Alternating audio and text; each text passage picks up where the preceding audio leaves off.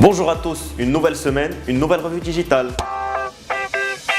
Facebook est dépassé pour les adolescents. C'est ce que révèle une recherche de la Pew Research Center aux États-Unis qui présente les usages des RS chez les jeunes aux États-Unis.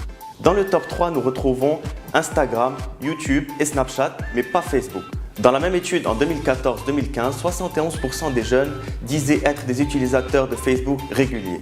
3 ans plus tard, les usages des 13-17 ans ont complètement changé et maintenant, Facebook n'est même plus dans le top 3.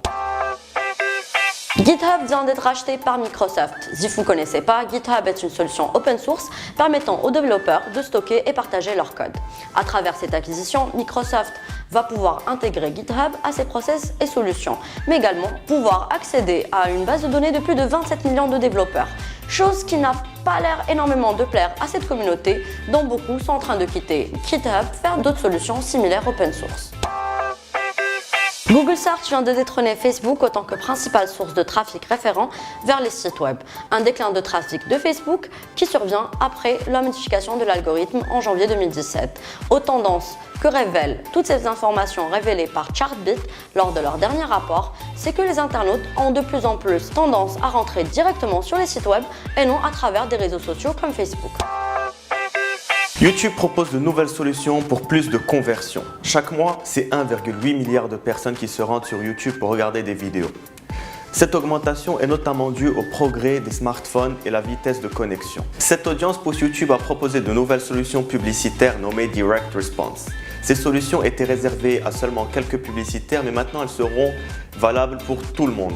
Il est possible de cibler les utilisateurs de YouTube en fonction de leur recherche Google des 7 derniers jours. Et on pourra aussi intégrer 5000 mots-clés, ce qui rendra le ciblage beaucoup plus fin. YouTube a aussi introduit un nouveau format pour générer des leads qui s'appelle TrueView for Action.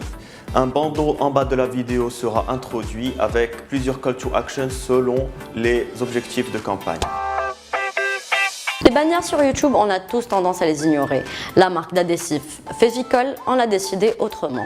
Dans ses spots pré-roll, elle a mis en place des bannières tellement collantes que même les acteurs ne pouvaient pas les ignorer. Une manière ingénieuse et fun d'utiliser ce format.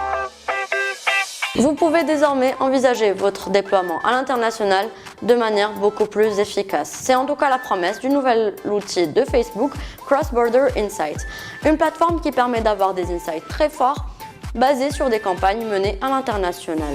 La promesse de cette plateforme, c'est de pouvoir piloter ces campagnes à l'international de manière plus efficace et sûre.